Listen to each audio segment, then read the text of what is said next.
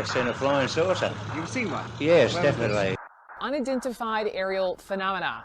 To cover up our mistakes. I've met people who swear they've seen Bigfoot.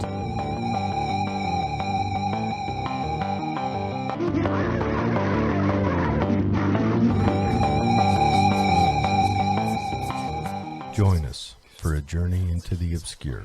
You are now listening to The Wow Pod.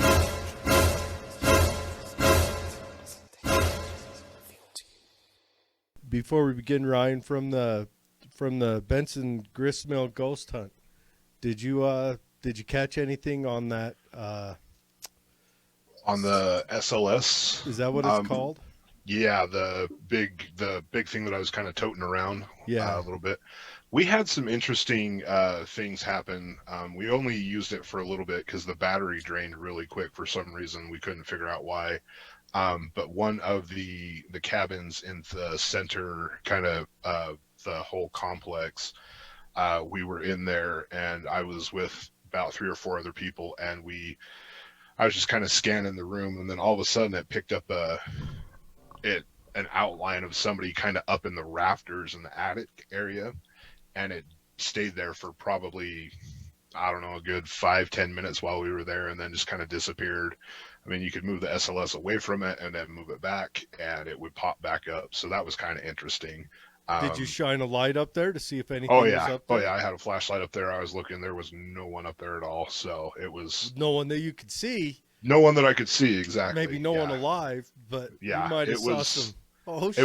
It was pretty interesting because, we moved around the cabin a couple of times just to make sure that wasn't the angle or something like that bringing up anything, and you would go one way and it would show up and then go another way and it would disappear and come back, and it was kind of interesting to see. So oh man, that's terrifying. In the rafters. Yep, it was pretty cool. I don't know why that feels weird to me, like they're bound to be standing on the ground, but that just feels weird. Well, if you think about it, some of those, cabins, they would have had a loft of some kind for some of the kids or some other people to sleep in. So it kind of makes sense that it would have that. It was pretty cool. Oh, pucker factor 14, just rolling. Oh man, Sarah, how are you? Hi, I'm okay. How are you? I am good. Now you're coming in a little bit quiet. Are you using just the microphone on your phone? Yeah, it's all I have available. Sorry. Okay, that's fine. You'll just have to come in close. Get your face right in there. Oh, okay then. All right, everyone. So we have Ryan and Sarah here. They're coming in to give us a right before Halloween spooky chat, and we've been gabbing on. I kind of want to dive right into the possession stuff. Of course. Yeah. So what let's first cover let's cover who can be possessed. Yeah, let's start out with that. Who can I be possessed? I think everybody has the opportunity to be possessed. That's not something that's denied to any person living on the planet. So it's just a matter of, are you going to allow yourself to be possessed? So what happens that allows you to be possessed? Well, you have, let me see here. I wrote down a lot of notes the other day when we were talking about this. So there's kind of like 4 stages is what I would call it, to whether or not you're going to eventually be possessed. You have infestation. So that's now they're in your home. Things are starting to go kind of crazy. You have oppression would be the next step. That's where you're now. Okay, hold on. Now infestation. That's if, like, your home is haunted, like a poltergeist or an active spirit. Yeah, but in the case of possession, we're specifically talking about demons. Now, you can be possessed just for a few moments to hours by a human spirit. That's called channeling. That's like Phoebe you may not even Friends. know you're able to channel. That's like Phoebe on Friends, right? Yeah. When the old... So An infestation doesn't necessarily mean a lot of demons. It could just mean one. It could mean one. There's the Bible. I love using the Bible as an example because we're talking about demons. Demons specifically, it's biblical. So in the Bible, if you go and read, they're always talking about parables or things, and you have to kind of apply it to your life. And I think that Matthew 12, especially verses, I want to say 31 through 38, but it talks about, is it Matthew? Yeah. It talks about what happens if you get rid of one spirit. Verses 43 through 45. So it says the unclean spirit is now gone. It's been exorcised. And it's going to go looking for a new home. And it's going to find that there's not ones that are easier. Basically they're now in a desert. They're thirsty. They want to go home. So they'll end up coming back and trying to come back in. So you have to keep yourself clean, because not only are they now going to come back, they're going to bring along some of their friends, because they're like, hey, you know what? I was just at this awesome place. Let's go back there and you guys can all come and hang out too. So now instead of just the one, now you have 7. Okay, hold on. From Mhm. one monster to 7? Well, 1 demon to 7. So it basically says that he's going to call 7 friends to join him, and they're going to all be worse than the first. Really? So that's why we have to make sure that we keep an eye on ourselves, our morals, whatever your morals are for you. But you need to realize that, sometimes what we think is good is not always good. We can worship things like our phones, for example. Like, who doesn't worship their phone? We're on this thing all the time. When are you paying attention to this more than your family or more to God? That's worshiping, in my opinion. And I want to make this clear. I am not a demonologist in any way, shape, or form. No, I don't have any certificates for it. Demonominy. Demonominy. Now you're getting to where I can't say it, Jared. Demonominy That's what I is said. just where you're able to have a little bit of control over them, if not all control over them. And that was just kind of the discernment that I was given. So an infestation is kind of where it starts. Mm-hmm. What are the steps from infestation to possession? After infestation is oppression. Now with that one, you will start getting severe stuff happening all at once. Your physical life's being affected, your mental life's being affected. Things are getting thrown, scratched. You can't go to work because you're just, like, what do you do from one day to the next? You're just being really, like, everything piling on you, if you will. So that would be the next step. And then the step after that is obsession. So this is where they are really constantly thinking about this. It's on their mind all the time. They can't focus on anything else. They can't focus on the good in their life, on family, nothing. All it is when is the next attack going to be? Okay, so do you think the oppression part is to kind of break down those walls to make you more vulnerable? Oh yeah. The whole thing is just breaking you down in little bits and pieces. So you start it's a war plan, essentially.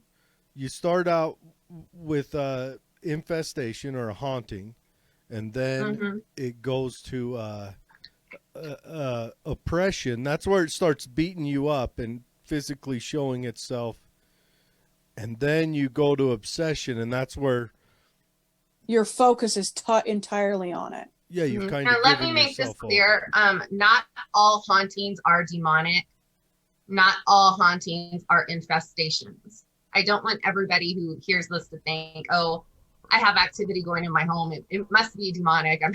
That's not the case. Well, we've How do you know?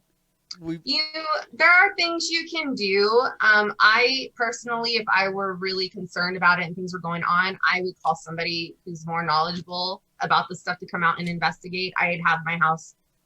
You can always do things like doing a cleansing, a blessing. If things start going really bad when you're going around your home praying and, like your cross is turned upside down or things get thrown to distract you from praying or things like that, then I would say it's a pretty good chance that you have something demonic going on. I have no crosses in my house specifically so that demons can't turn them upside down.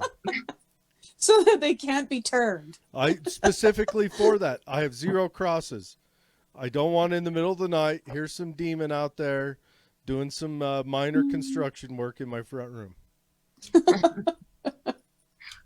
Well, So after obsession, is there a point where the host knows that they're possessed, or is this kind of just like you're now just so obsessed with it, you're so focused on it that you don't even notice? here's the thing is, if you have somebody who's going through a lot, it can be 2 weeks. If you have somebody who's constantly fighting it and they know they're in a battle, it could take years. So To become possessed or to get rid of the possession? to become possessed. And even if you become possessed, even if you go to, like, let's say you're at the Vatican, this is not where they just go in there and they do a once, over and you're rectified of the situation. They have to keep going back, and sometimes they go back for a really long time, like years and years, because maybe it's just once a week and they're getting rid of one spirit at a time. Because now you have to kind of like reverse them. Now they're really strong in you, so now you got to start breaking them down. You got to have that warpath to go back on that end. And these are very rare cases. They do not happen to everybody.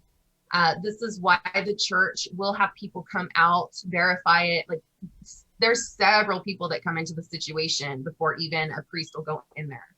So I think that's something to really keep in mind is, this is just not something that everybody does. And there are certain things that you need to do. I'm kind of watching the post here.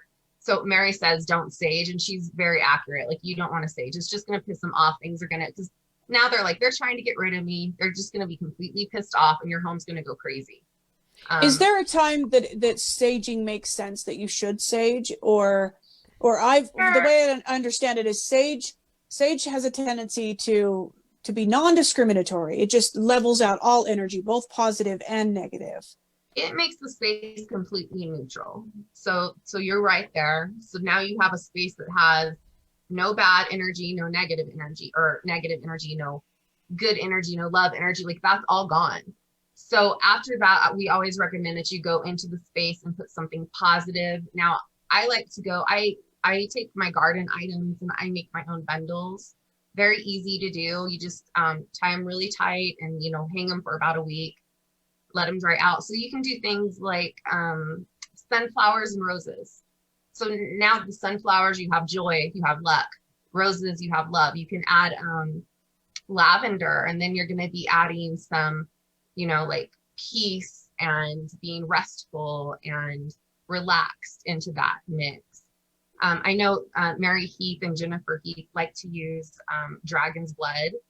Now, I would be careful with that one. If you have animals, it is toxic for animals for that one. But there are the smoke is the smoke, yeah. So you can do what's dragon's blood. So dragon's breath is a non-toxic one. So you just need to really investigate what it is that you're putting into the environment, because not everything is good for animals. Not everything is good for yourself.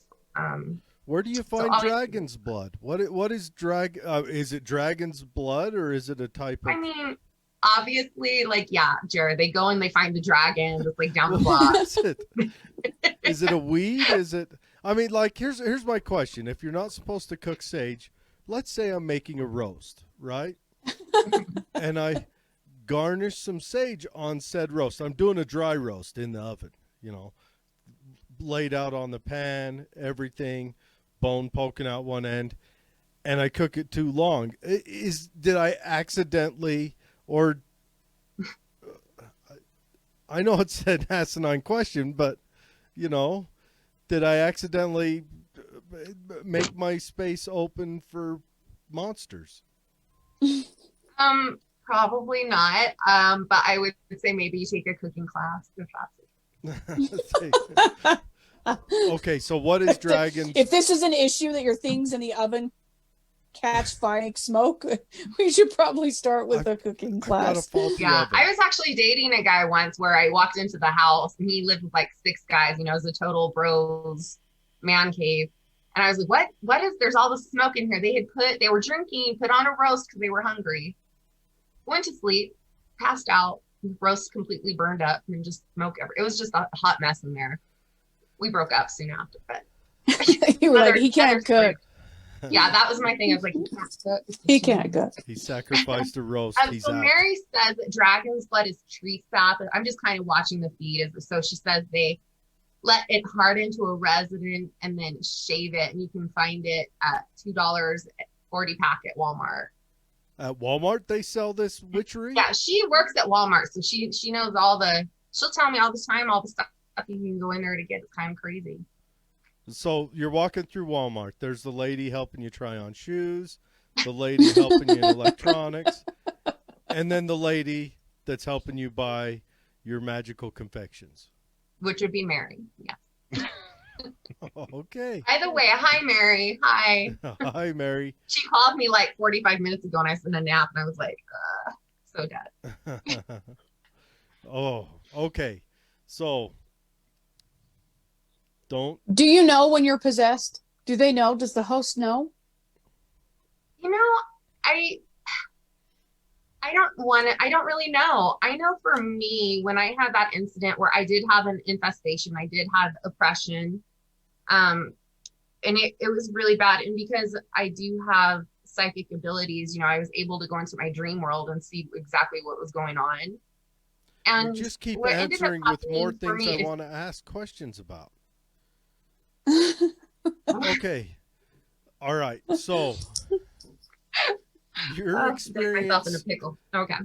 your experience in oppression, how freaky was that? Because that almost to me sounds like the scariest part, because if an invisible man is making pottery with me, I'm freaking out. I'm You and your ghost references. That's the only Say pop show culture reference right there. we have got you know, to get ghosts- you watching more shows. Laura wants me to watch the Hill House show and the Bly Manor show. Oh, Bly Manor. I love it. I'm That not That a one was scary good. person, I hated how it ended, though. I've been I watching binge the Oh, I boys. haven't watched it. finished it yet. I'm watching it Yeah. with my mom. I've been watching have the lots- boys lately, and that one I like. We have lots on our DVR and stuff that we're kind of saving for, you know, after surgery when I'll be stuck here at the house and she's watching me. So That's a great idea. we haven't finished Outlander yet. We have like 10 episodes left to watch. It's really That's a depressing. great idea. Yeah. Give you something to look forward to, anyway. Oh yeah, and even Ryan, I'm like, you're coming over. We're gonna watch some like really old stuff. I found this movie where the lady gets bit by what is it? It's like a Siberian Tibetan rat monkey, and then she dies, and the son's like trying to take care of her. It's like 1992. It's really old. Or Swamp Thing. That's another one. Swamp Thing. We're totally off the subject, but you know, gotta love those classics there from the 80s and 90s. Oh, Some of that time, though, you can't get back. it's My the- mom used to pick movies. I can't get that time back. That was torture. What was Some that of show those she are always got, Betsy? That one the with insane clown one from outer space No. or something. Oh, Clowns from Outer Space. Outer Yeah, Space. Killer Oh, Clowns that's- from Outer Space. Yeah. No, With the that- popcorn. And they were like, hee, hee, hee, hee. I remember that one. No, what was the one with the girl that was wearing like the lace, big old doily thing and walking around? Rock and roll? No, was it Rock and Roll Nightmare? It was Rock and Roll Nightmare. Oh man, I've it was. heard of this one. It was You awful. don't Best soundtrack forget you ever. heard it. Mom would It's rent it. painful. Mom would rent it, and it was made on a. I'm telling you, the budget was $85 if it was 100, and the girl, the monster, the bad thing was like a 10-year-old girl that they was way out with the camera like the next state over, so that she looked bigger and scarier than she was, and she just walked her. It was all filmed in just one house. It was horrible. Yeah. Forget had- you ever heard it. Had a great Forget it. soundtrack though. Had Iron Maiden and everything. It was great. That So- actually sounds pretty awesome. All right, so I want to go. I want to come back to the oppression stage. Yeah. when you were You had an infestation yourself, Sarah? So, when I nearly died, I don't know if people can see this. I'll try to stand up a little bit. Here. So right here, I had open heart surgery. I had 2 blood clots inside my right ventricle at the same time. And I was coming off of major drugs. And some people say, hey, it was just the major drugs that paid an issue with that because, you know, you are on some major pain meds. But this is like 3-4 months down the road. And I had PTSD from coming off the respirator. And, was it a respirator? Yeah. Okay. So I had all this stuff going on. And, you know, and we talked about this a little before it started with I tried to go to sleep. I was in my grandma's room upstairs and I'd hear music and it sounded like old 80s, like John Mellencamp or, John Bon Jovi kind of stuff. And I would hear this and it wasn't loud enough to where you can make out the words, but you could hear it. And I was like, what in the world is going on? And so I looked everywhere for this music. So you're hearing music. Mm-hmm.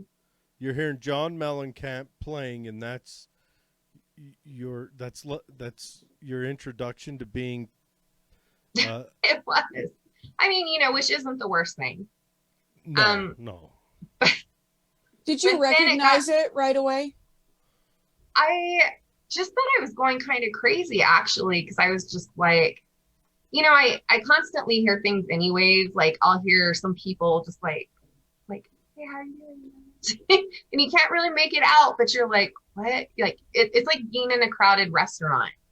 And so I have to learn sometimes to dial that in to see what it is I'm hearing. And I still haven't got it down. This is still very new to me. But that's kind of what it really, really reminds me of, is just a crowded restaurant. And it's been that way since I was a little kid. So I just assumed it was part of that, to be honest. And I just went everywhere looking, you know, we have a 2-story home. I looked everywhere. I'd see if my neighbor, you know, across the way was playing his bad Amazon playlist that he usually has going, and that wasn't on. And the neighbors didn't have anything going. And it was all times. It was, you know, during the day, it was at nighttime. And I just could not narrow down where this music was coming from. So did it move from that to the oppressive, where it started getting physical with you? It wasn't so much physical as it was that they learned that they could invade my dreams. And so I would be having these lucid dreams where I would be on the same plane where I could see them. I mean, I literally, you know, was out of my body. I mean, I was asleep, but I was out of my body, and I would be walking around my house and I knew everything that was going on. And, you know, I would be like, oh, that's weird. Like, why is my grandma here? And it didn't really make sense to me as to why my grandma was there, because my grandma was in California. This is before she passed away. And then I would see my mom, and I mean, it looked like my mom, but wouldn't look like my mom. And that was kind of the telltale sign, is I was like, you look like them, but I've heard that.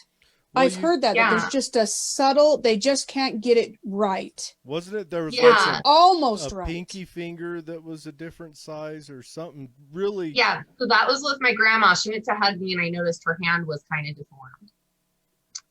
That creeps me out. Yeah, and then my mom got this sort of like face that was like, she looked normal, but she was coming at me really creepy. And so then I, you know, was kind of like backed myself up, and I could feel myself hit the dresser, and I was still asleep. And that she just like got in my face, and her smile just turned into this creepy like clown. Like it was smile. And I too hate long. clown. It was just really, it was creepy. I would never sleep again. That'd be it. Yeah. But I mean, I had on a CPAP. I was under some crazy drugs. And I mean, I was crying and screaming, and my parents would like come in. It got to the point, you know, here I was 33, 34. My mom was sleeping with me. Now my mom is, you know, I think, did you get to meet her? She was there Saturday. Yes. Yes, Yep. I did meet your mom. She's a cutie, but she's She's gifted so as well. cute. She doesn't like to talk about it as much. But she would be sleeping with me in my room, and she's like, you know, I kind of was debating whether or not to tell you this, but she goes, I'm hearing the music too. And I was like, okay, well, now it's not just me. Now it's a little bit more serious. There's something crazy going on.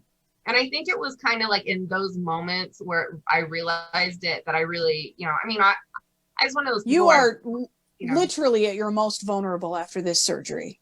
yes. Like physically and mentally. Exactly. So, I would hear scratching and snarling and stuff, and the house would be dead asleep.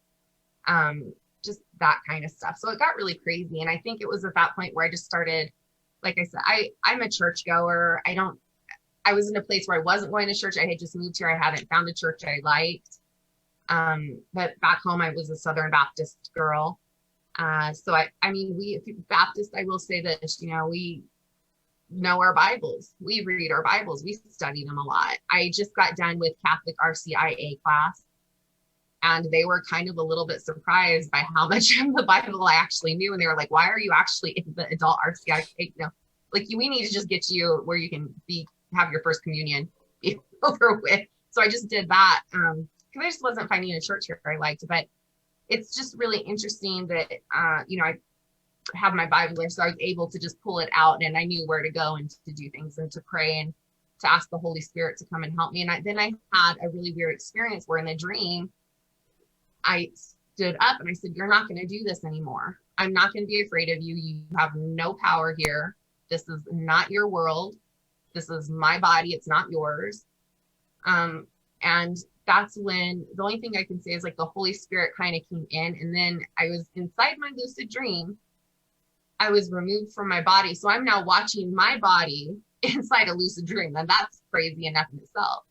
And the Holy Spirit took over, and it started telling these things like, you have no power. Like, tell me your name. You're going to go back to where you came from. Did you hear the name? Jesus. Huh? Did you hear the name? I didn't. That was between them. But I mean, it was just like a really weird, I don't know. It wasn't my voice, and it wasn't me talking. And It was talking through you. Yeah, it was just really bizarre. But I mean, after that, it just, like I said, like I woke up the next day and I didn't have any of that stuff happening anymore. It was silent. My house was so peaceful after that. So tell me, you've mentioned a couple of times that this is not your world. Go back where you came from. Where did they come from? Are they like multidimensional? Do they live amongst us just beyond what we can see? I think that there are dimensions. I think that, if we die, there are certain dimensions, because if you kind of are able to see things, you'll see things like when you see a ghost, they're not exactly walking and standing on the same, like if you see the floor, they're usually hovering. They're not floor level, which is kind of, I think that's part of the reason I think this. And then I had an experience when my grandpa was dying where I got to see heaven open up to accept him. And it was actually kind of like 6 feet off the ground, and it was like a big glowing, swirling portal, and it was very beautiful. So I think that it's still here, but it's on a different like height level, I guess, or whatever you want to call that. I'm not very articulate right now, but so I think that's the same thing. Do you think they reside there as well?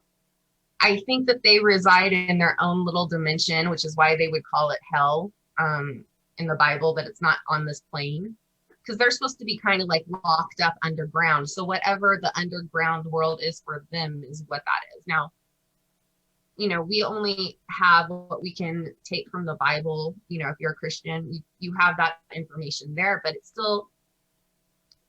like somebody describing to you what an apple is and you've never seen an apple. There's only so much your imagination can fill in the blanks. So I think that's part of where it's a little bit hard sometimes to really discover what the truth is in those types of situations of where do they come from, or, where is it exactly? So did you get rid of it? You got rid of it completely then. Mm-hmm.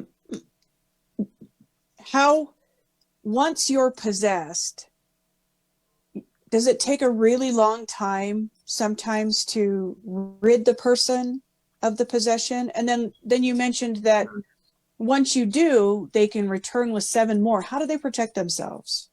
Didn't Jesus throw them into pigs? He did. Yeah, he They asked to go into the pigs. Oh, actually. they asked to go into the pigs? Mm-hmm. Because they need permission, right? They need permission. You have to allow them to come into you. So I know a lot of people. It could stay an obsession as long as you don't allow them to come into you. Or does the obsession kind of open that up, give them permission? What happens? I mean, it's like somebody sitting there. You know, I don't want to bring this up, but like suicide, for example. You can have somebody who's in the healthiest position and they move to a new place and the kids are like really cruel and they're like, you're so ugly and you're fat, and they're just, you know, and all of a sudden this person's self-confidence has went completely to, you know, the ground, and now they are in that oppressive state. And at what point do they say, you know what, I'm just done with this, I'm gonna take my own life? And I think that's kind of how this plays out, is I'm just done with this, I'm gonna let them do what they want.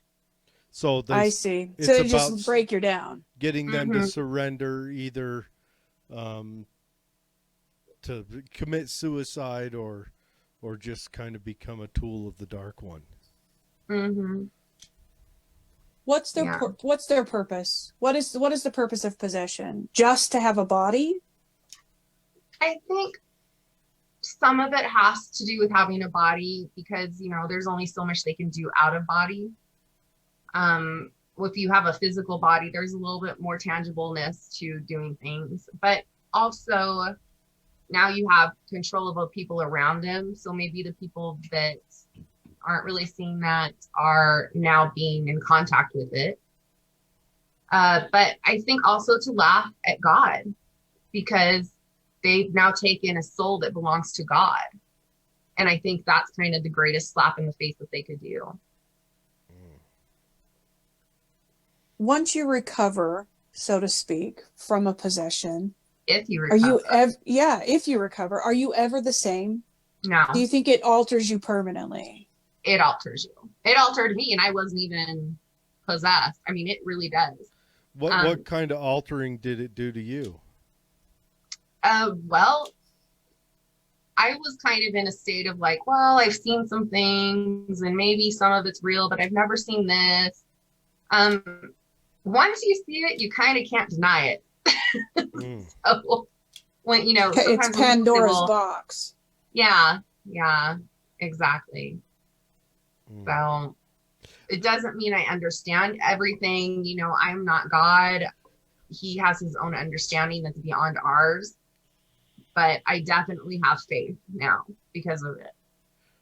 How many possessions? So it changed you for the better. Yes. Mm-hmm. How many possessions have you witnessed? Just mine. I know. This is why I say, like, I am not an expert on this by any means. Now, Mary and Jen have had one lady where I know they went to the house and didn't even touch her with holy water. They were going around her house putting holy water, and the lady went into a complete, like, passed out onto the ground possession. Now, that's the story they told us about when they were on the show, when they forced the monster into a box and kicked it out, right? Mm-hmm. Ooh. But I think, you know, for me, it's not about how many I've seen. It's about what can I study? What can I get my hands on for the in case? It's my insurance for life, for my life, if nothing else, you know. Your insurance, kind of like your... like life insurance. Yeah, like life insurance. But it's like your new life insurance, or like, you know, because one day you're gonna die, get a new life. So okay, so I want to make sure I'm in a good place. So you're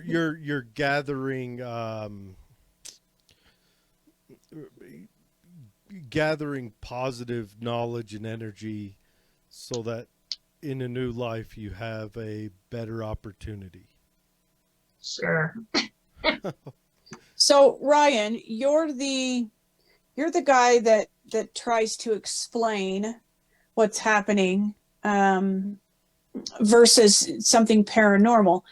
In this case, what tools would you use to try to understand, you know, a possession, or even the obsession part? The obsession part creeps me out because everyone would do that. Sure. Like the question is, which van is faster? Do you like the Ford Econoline? As long as it has a Hemi in it, it should be fast and you should be fine. So, with a situation with something like this, one thing that I would look for to start out with would be anything in the home that might have a strong EMF field or an electrical field to it. You know, it's been shown that places that have a higher EMF level tend to start to cause people to have sensations of kind of like paranoia, sometimes even experiences of paranormal type things like that. And essentially what it is doing is it's screwing with the person's senses and things like that. So, you know, a lot of older homes, sometimes the shielding on the wiring of the house and the electrical in there isn't as good as it should be, which causes an effect that's called the Faraday cage effect, and it's essentially creating a electrical cage around this person. And so higher EMF can screw with something like that. As far as the obsession kind of thing, that one's a hard one to judge. You'd have to do that just kind of by a case by case. You know, what are they doing? Are they consuming certain types of foods that have maybe hallucinogenic type, you know, properties to them? You know, are they doing LSD, or are they on weed, or are they doing something like that? A lot of it would be, for me anyways, those are the physical kind of things that I would look at. Is you would look at them to determine what they're doing, and then logically kind of go towards what you would think would cause that. And then, you know, if you can eliminate them, or if you can't find the reason that would be doing something like that, you know, then there's a good cause that it could be something supernatural or paranormal, however you want to label it as. That would be something that I would go through first. You know, have they had mental health issues? You know, have they been in and out of a psych ward? Are they on antidepressants? Are they, you know, along that kind of thought process? You know, there are physical factors in the world that could cause something like that, or even play into it with it as well, as far as possession goes. You know, a lot of it with something like that depends on the mentality of the person. If the person, you know, isn't very straight in the head, or if they're depressed, suicidal, something like that, it can easily add to the effect of the possession taking place, because they're not strong-willed, you know, kind of Sarah touched on. Kind of stuff along that lines, for the most part, would be how we would approach something like that. And then it really is kind of case by case, but that's kind of the thought process or process that we would take to try and figure out what might be something physical that could be affecting a person. Yeah, and we do ask all these questions. Like, we will go there and spend about 3 hours just talking to them before we even go into an investigation, making sure we have all of this lined out on paper. So that is kind of the process of elimination. Yeah, we have to Sherlock Holmes it. You know, what does he say is you have to eliminate all the possible stuff to finally realize the impossible may be what the answer is, kind of a thing. So, yeah. Now, I have kind of a two-parter question. Can a poltergeist... Now, poltergeist can be caused by substance abuse, correct? It can. Yeah. Now, can a poltergeist turn into a possession, or does it open a door? No. So a poltergeist is, if you think of Charles Dickens, he used to create his characters so well in his mind, where he was going over them and over them and over them, where they became manifestations that people could see and hear. They were not a ghost. They were not a demon. They could not possess it. Other people could see and hear it? Mm-hmm. Like when they hung out with him? Yeah. Like his nephew, mom's like, hey, we're heading over there. I read it somewhere, but yeah, he was really good at just manifesting and creating those poltergeist spirits. But what they were was the characters that he was creating. He just really went into such detail in making them real that they became real. Now, I mean, how long did they last? Did they stay there forever? I don't think the article went into great detail about it, but that's essentially what a poltergeist is. You put so much energy into thinking there could be something that now there is something. Is that why there's a lot of activity that's attributed to like that teenage angst because maybe they can't control all that energy? They're just constantly putting out all of that Possibility. chaotic energy. It is a very well possibility. It looks like Ryan has a little fan here. Laura says you're the most exciting part of the ghost hunt. Yeah. Let's see. What's my most favorite part of the ghost hunt? For me, that's oh shoot, it's probably being at the location. For instance, like how we were at the Benson Grist Mill here last weekend. Getting to go to historic sites like that, it always amazes me. I love going there, especially I like to build things. I've been in construction over the years, and so it's really cool to look at some of these old timey buildings, how they would hew the logs, how they would build them, how they would put them together versus what kind of what we do today. So most of the time, going to locations is probably one of my favorite things as far as the ghost hunt goes. Least favorite, of course, is having to go over the evidence once you've done it. When you've recorded 5 hours in a night and then you have to review that 5 hours sometime down the road to see if you caught anything. Probably the least favorite, but yeah. Yeah, we have so much to go over. It's just date nights, right? Yeah, exactly. So Watching what you did the weekend before. so when you open up that what SLS machine, is that what you called it? Mhm. Yeah, the SLS. You record that? Yeah, we can do recordings on that. It essentially what it does is just a screen recording of what's on there, but anything that the camera on the SLS is picking up or tracking, we can actually record that and then go back later and look at it and see was there something physically causing it or not. I kind of touched on this on Saturday night during the podcast.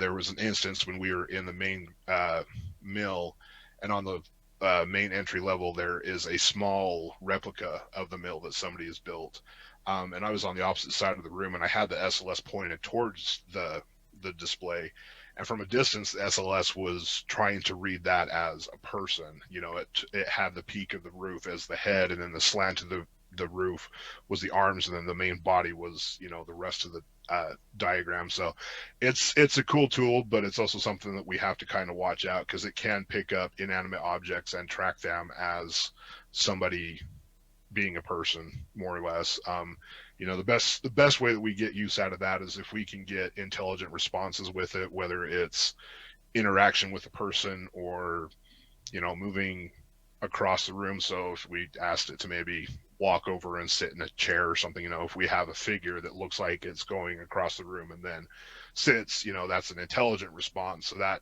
adds to the possibility of paranormal type evidence and proving something down the road.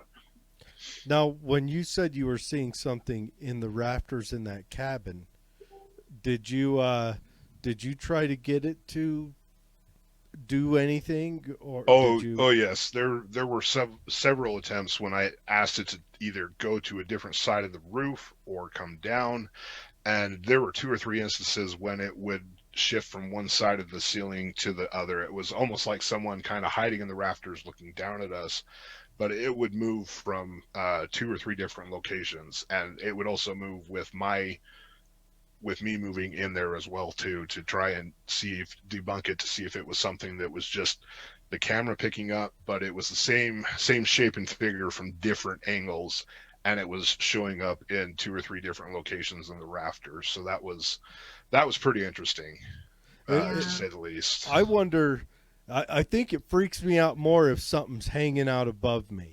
If it's hanging out looking down at me. I don't know why. Well, we did a house, Mary and Jen and I, a few weeks back. I was one for Paranormal Girls, and we actually caught a figure under the girl's bed.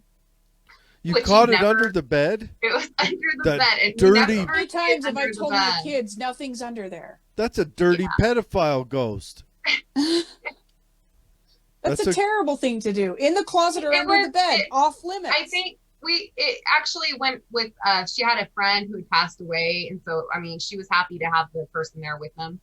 but it was just sort of funny because we're like, we never get them under the bed. It was just like so funny. And that's like textbook. Yeah. Pull the covers up There's a high. monster under my bed. No, I there's know, not, you know, honey. you always shut your closet, always double check, you know, that's how I am. I'm very weird like that. Like, gotta double check everything. You know, And if you're in a hotel, it's in the shower. That's what. In the That's what I hotel, feel. it's in the shower. Yeah, that's a and good I spent my entire life in hotels, and the first thing I would do is creep into the bathroom and then rip the shower curtain open to make sure nobody was in there. Okay, so Ryan and I were going to the team's Halloween party. You guys were invited.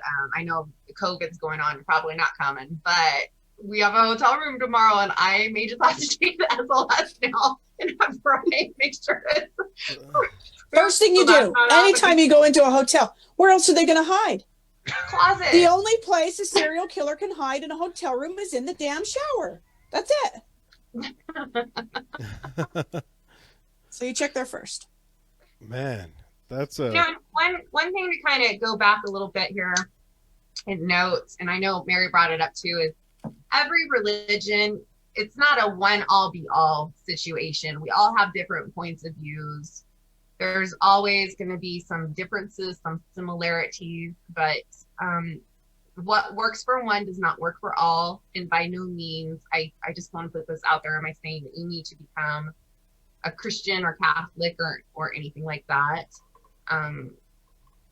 Or that this is the only way that this will work. There are certain levels, like demons have a certain authority level, just like we do. And so you'll find that some of the lesser ones that maybe don't have what do you call it? Like the levels of military, like maybe he's not a general, maybe he's just like one of the little ones, a minion. And so you can have anybody who knows how to do a good prayer come over and do that, and that thing's going to be gone. You could do it yourself, probably.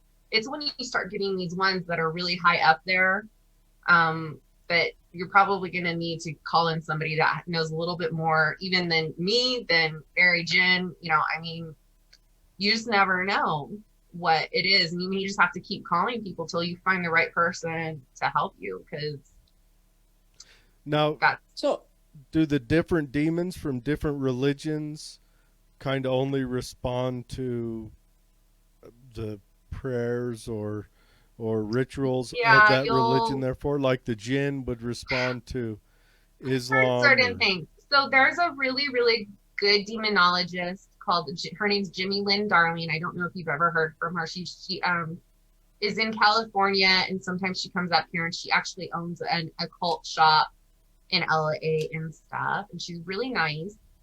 But she was one of the first people I talked to about this, and she made it really clear. She said, you know, if you are working with somebody who was working with voodoo and they called in a voodoo spirit, that voodoo spirit isn't going to, you know, if a Muslim person comes in trying to get rid of the voodoo spirit, it's not going to listen, because what authority does that have over it? So, and it's kind of the same thing. And then you'll find certain things work for certain things and other things don't. This is why I always say, find out, do a detailed list of, you know, like what Ryan said, what is this person going through? Are they on drugs? What, like, eliminate all the possibilities.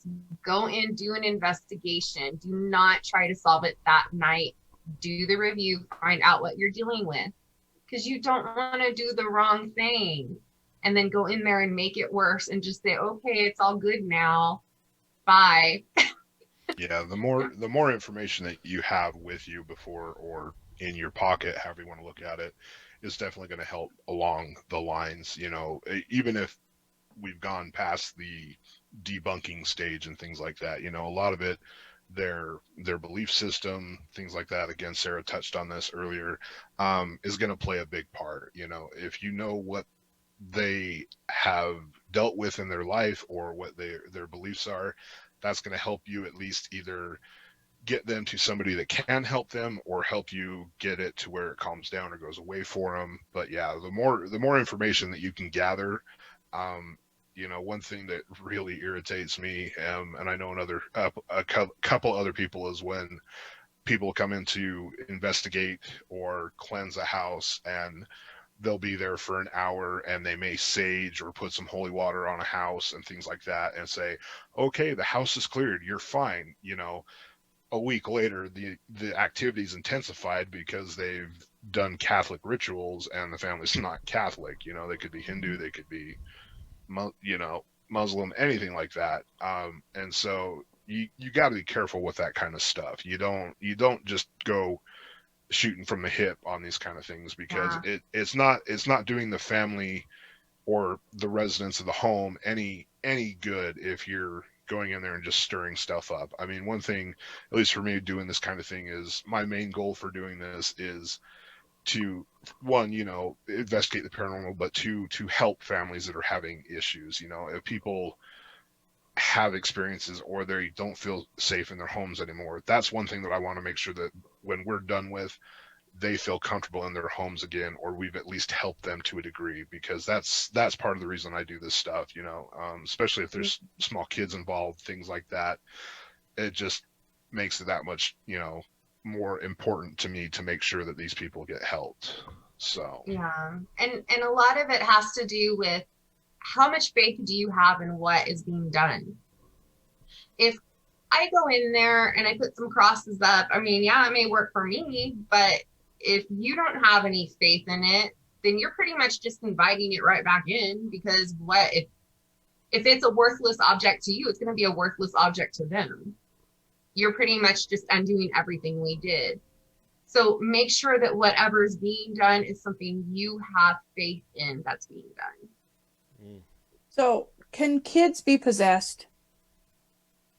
Yeah, there's like evidence Damien? of 4-year-olds now, and it's not necessarily because it's a child. I think earlier, it used to be we didn't have all these access to everything. We didn't have phones.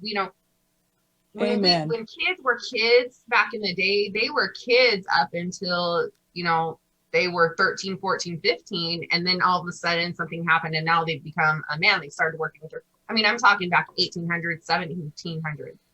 They didn't when have Jared was access growing up, like porn or these games of war, that kind of stuff. And so when you've now taken a child and given them an adult mindset, they are going to start having adult dilemmas that maybe they don't need to have at 4 years old. And now you have a 4-year-old who is running into these issues. So yes. That's so true. They had pornography when I was a kid, I'll have you know. It was chiseled into but walls I'm on talking caves. like your great grandparents. Sometimes they would hold their hand up against the wall and blow paint at it and then draw a lady on it. So my next question is, these demons have names, correct? Mm-hmm. Where did these names come from? From Demon Mom and Demon Dad. Do demons have moms and dads? This is what I'm Lilith saying. is the demon mom. I don't think so. I mean, I've heard some things, like if you know of Lilith, supposedly she was before Eve, and she was like, no, I'm not going down with this. This is not happening. And she took off.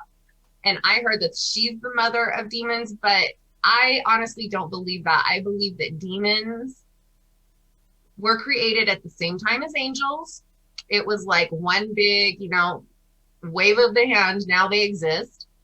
And then there was a fallout when he started creating humans, to where he was like, Lucifer said, hey, why are they getting all these things that we don't get? And I can do things better than you. And then there was like this fallout where he kind of was trying to sabotage what was going on. And God kind of said, you know what, if you want to do it better, you and your friends can go down there and you can rule that world, and I'll rule this world up here. And that's just my belief. Now, I've never seen anything where somebody said for sure, like, hey, here's the record of this. I mean, where do these records come from? I would have no idea. I've never seen a book of angels and demons that's the exact, this is exactly how it was because, God told them, or anything like that. So I can't say, I'm just saying that's my belief of that issue. Interesting stuff. So you've Now- never seen a possession in person, but you've heard about them. Just my own issues. Just your own. Now, you didn't get completely possessed. You just kind of got to the obsession stage, right?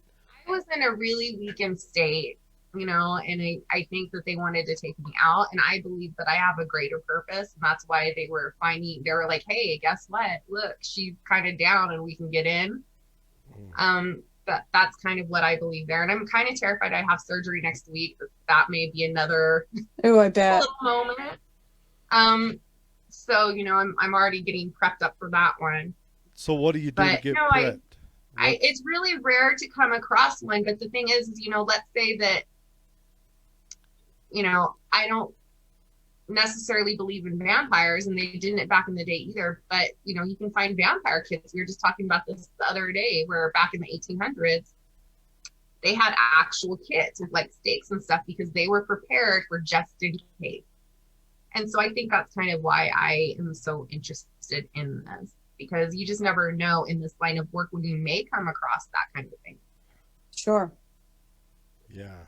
And it's well documented. It's not like this possession idea appeared in the last 30 years. You are and you know what? It's every culture, every religion. It goes back to the Sumerians. First case ever recorded is in Sumeria. How long ago did that even exist? Well, in the Wendigo, we've had a show on the Wendigo that would be considered a possession of sorts. Mm-hmm. Mm-hmm. So it's so well documented that it's hard to think that it's not possible. I mean, it's absurd to think that it's not possible. Yeah, it's very true. And and like I said, once you've seen the devil, you can't deny God. Yeah, it's kind of shift a your lot paradigm. of people may say, "Oh, it's so cool." Yeah, it's so cool. Like, I wish I could see that. And I'm like, oh, no. Who says that? Maybe you don't. You don't really wish that. Who's the crazy person that says that stuff? I don't want to see the devil. I've had a few interesting conversations where people have asked whether or not, like, can I use this spell with a demon to do this? And I'm like, maybe not. Just don't do it. No. I don't want to see monsters. So I did write this like kind of little list, and like I just want to kind of read this to you. So we have causes for infestation. So you're wondering what starts this stuff. Right. Okay, so you have a pre-existing haunting. So essentially your house is already open to stuff because you do have some stuff going on. And that could be spirit or demon haunting, correct? Mm-hmm. Yes. You have opened yourself up by using objects like Ouija boards, that kind of thing. If you've had an investigation where somebody's come into your house and they're provoking and inviting in. So this is where your friend was on the other day, a week or two ago. And she said, hey, anybody come talk to me. She's invited them in. This is what she was talking about. And then you have the person who has evil tendencies. Now, with that, I say is that somebody who wants to sin, they want to be malicious, and they're going to reject any kind of moral value, high road there is, That's your they deserve Ted a haunting. Bundy. Yeah, your Ted Bundys, those kinds of people, who are just going out and murdering because, they want to. So you can kind of tell whether or not it is an infestation or just a haunting, because what ends up happening is it's a haunting, you go in and maybe you get kind of tinglies and you're like, oh, this place makes me feel weird. You go into where there's an infestation of demons, it's not whether or not it feels weird. It's whether or not you want to go running for the back door to get to your car, to get out of there as fast as you can. You have a feeling of dread, a feeling of something bad's going to happen, a feeling of you have to get out of there. This is more than just the hairs on the back of your neck standing up. So your body can tell, like you know, whether or not you want to admit it, like we all have that innate ability to know these things because we were kind of designed that way. So have you been to a house with an infestation outside of yours? Yeah. Yep. And you knew immediately that it was an infestation?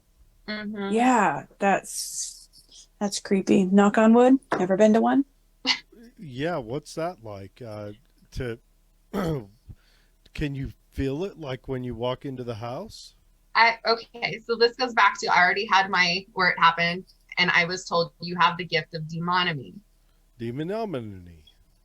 Demonomy. Demonomy. That's what I You're said. you're close. You're closer, Jared. Keep practicing. Yeah, I keep practicing.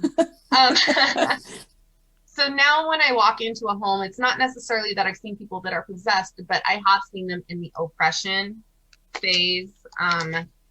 We had one of our most recent clients, they had to sell their house, but he got so bad where he was now passing out and these things were taking over. And we walked in there and we just knew. And he had a ton of stuff going on. It wasn't just this, because like it was talking here, you have a pre-existing hauntings.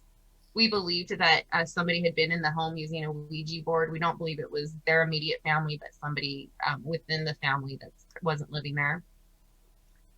And so that kind of all added up. Also, military background, he had really bad PTSD, that kind of stuff. And so he had many, many reasons why that was going to happen. And I knew, and I got, we went out the first time just to kind of see what was going on. And it was my first time working with paranormal girls. And on the way back the second time, I actually got the name of it. It came to me. So we kind of knew already that we were dealing with this. And then the last time we went into the home to do an investigation, and this is before we actually finished cleansing it, you could hear kind of like what I do is what you would call like light work. And so I kind of go inside of my body, I tune everything out, and I start imagining a blue holy fire and coming and like feeling the room and stuff. And you could hear through they had some sort of device to hear spirits and demons and stuff at the time. And you could hear it saying like, Sarah, get her out of here. We don't want her here. And screams of like being burned. And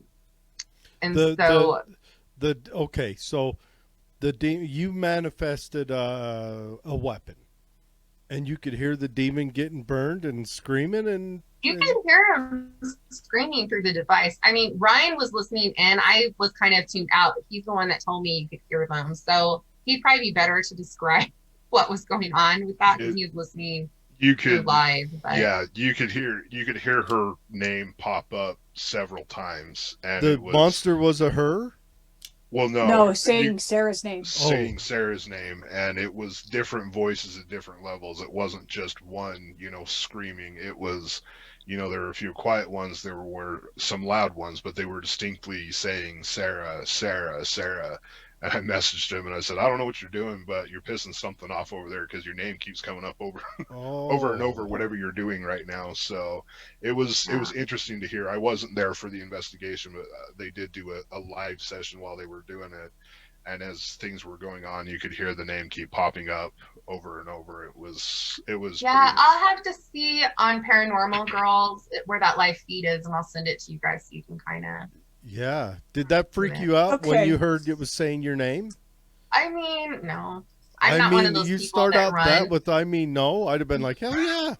Hell yeah, that band. Yeah, in fact, Jared, one of the prerequisites for joining our team, we do ask them, if you hear your name and the words get out, what do you do? And because I say like, oh, I'm you would would never make the team, Jared. I am in drive before the starter spindle has retracted.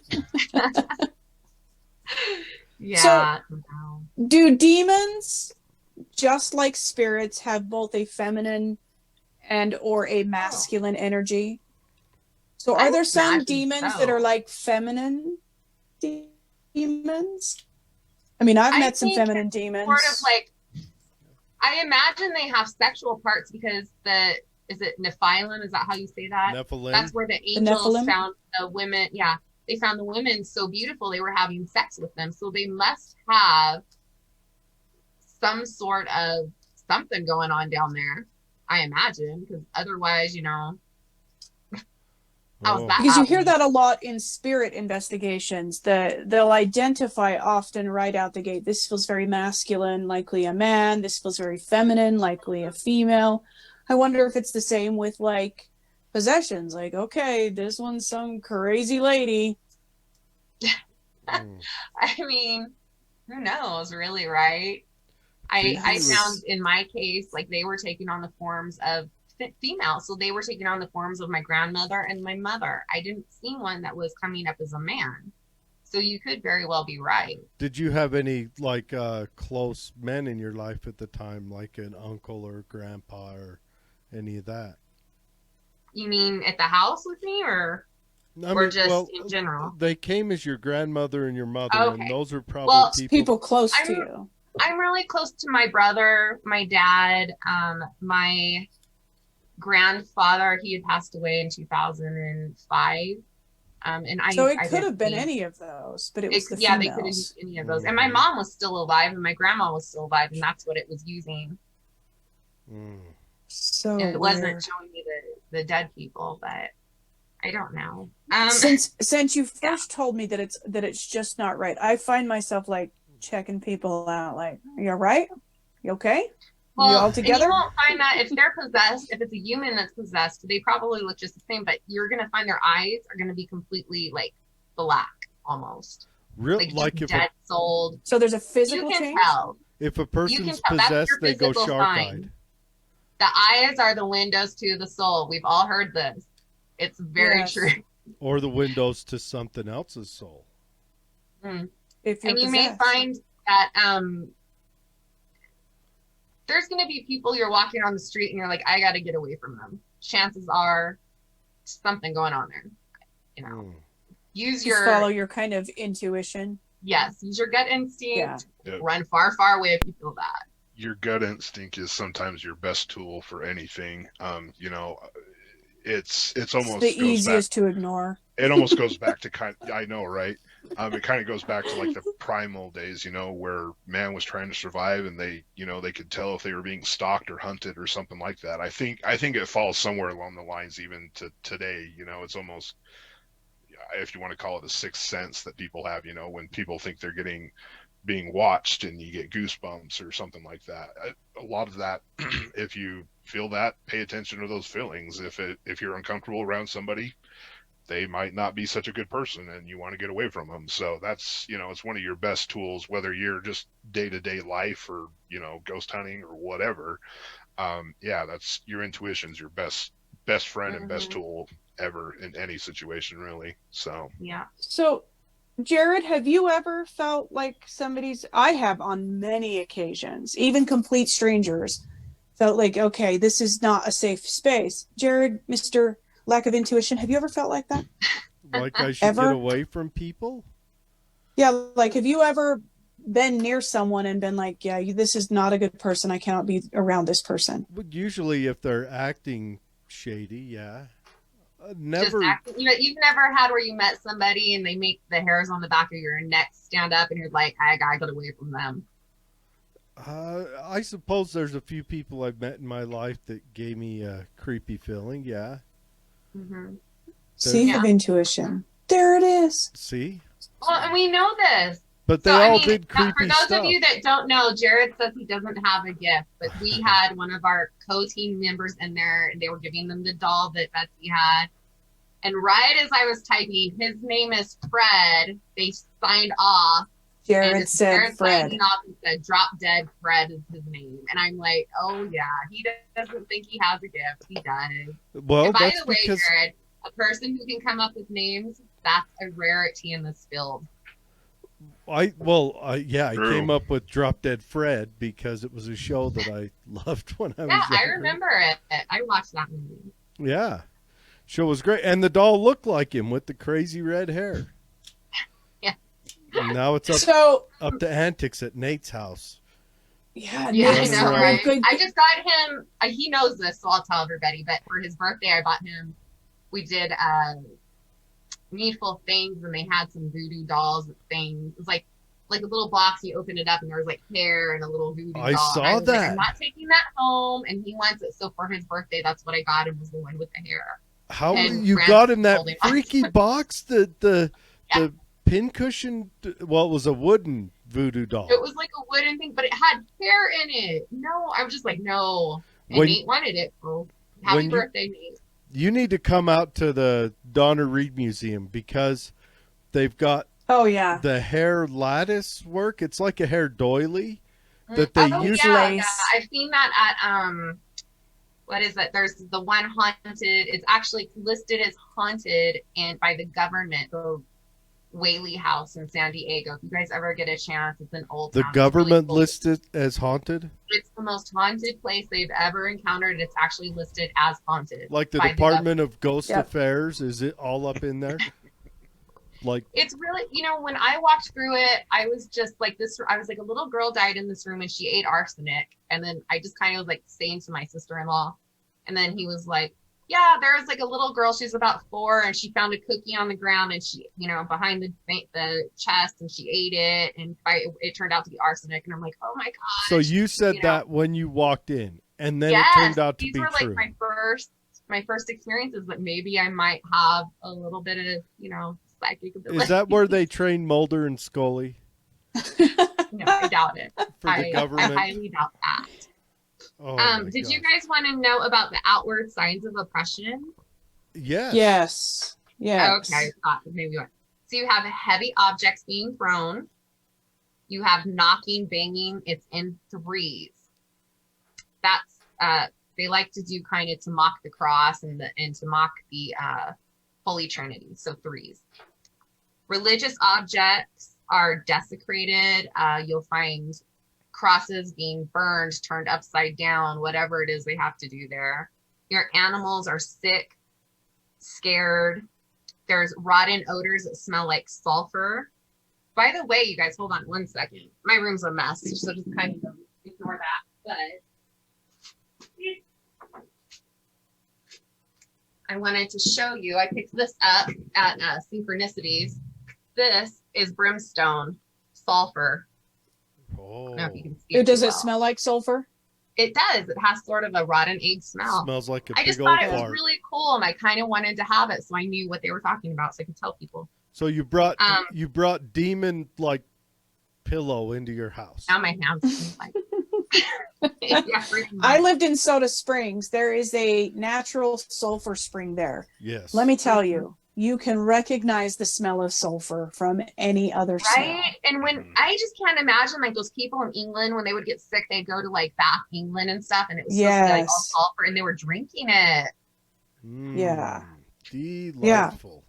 Like That's one of those things. Like I have a really bad gag reflex, and if I even think I'm going to be burping up the sulfur stuff, I will vomit. Like I just can't. I can't handle it.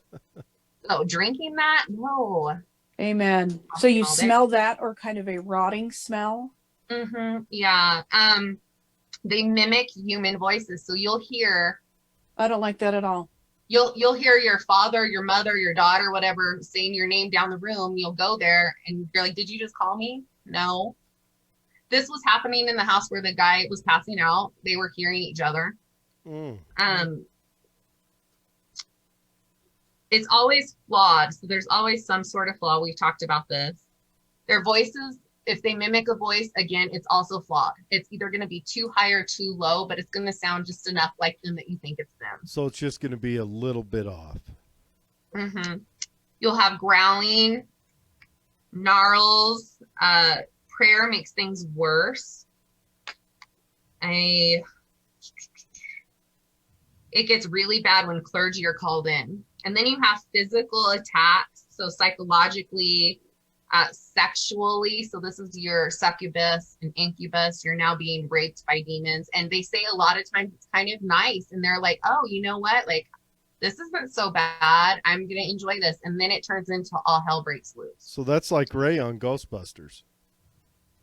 Yeah, I remember that. And he was wearing like weird, like war outfit from Civil War during that. Did you notice that? I noticed that with his pants. It was strange. I didn't. I just remember that part. It was kind of weird.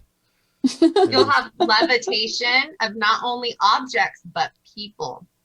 People So will again, this is levitate. Ghostbusters. Back to Sigourney Weaver. Ghostbusters. That Yeah. was Zool, not Zool. Yeah, Zool. Yeah, Zool, the keymaster. And the victims begin to think that they're going crazy. They're going to start like, do I tell people? Are they going to think that I'm just nuts? That kind of thing happens. It's incredibly dangerous. And what ends up happening is they begin to isolate themselves. So now they're not leaving their house, not leaving their bedroom. And that puts them more at danger because then they're more in just... danger because this is the game plan. This is what they're trying to do anyways. Oh. But you need to realize that not everybody who goes and locks themselves up in their bedroom or their house this is not happening to everybody for that reason. Some people are just, maybe their grandparent died and they're in depression because it was really traumatic, or they lost their job, or maybe it's a teen who's having a fight with her boyfriend and she doesn't know what to do. So don't think that just because your teen or your spouse or whatever is now secluding themselves that it's demonic oppression. Or they're just antisocial like me, they don't like people. So yeah. If I ever get a spouse, Alex, you know how hard Alex it was is to get not them to like me.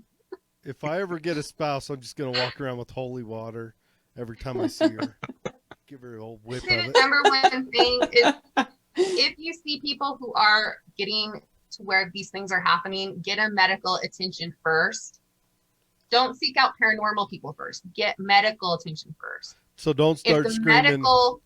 What? Don't start screaming. The power of Christ compels you. Well, because you want to rule out the medical. It's only when you can rule out the possibles that you can actually start thinking maybe it's the impossible. The impossible here would be paranormal. So we're ruling out the medical. That's your possible reason to now go to paranormal, which is impossible. Does that make sense? Yes, So, it does.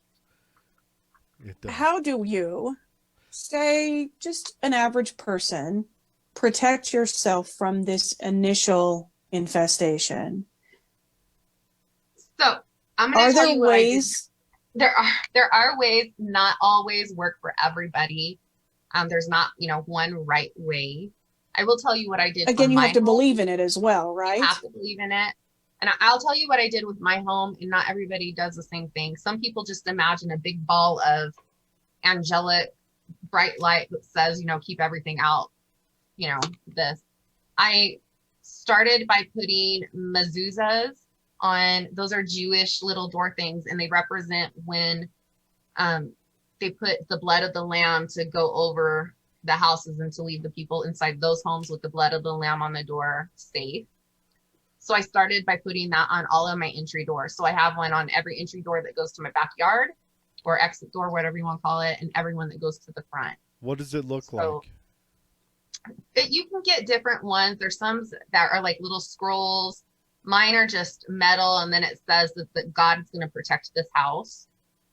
And, you just kind of hold them. You hold them and say, hey, I believe in this with all my heart, with all my faith.